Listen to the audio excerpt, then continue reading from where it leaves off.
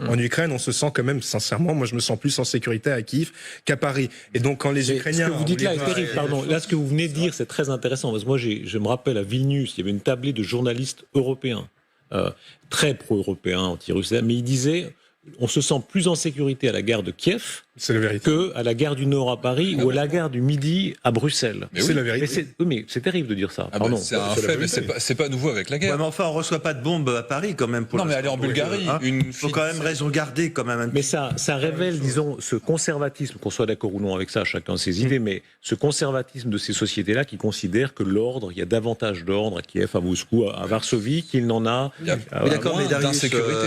Il y a moins d'insécurité. Oui, mais Darius, justement, il y a moins d'immigration dans ces pays-là, et c'est pour ça que ces gens font automatiquement le lien entre les deux.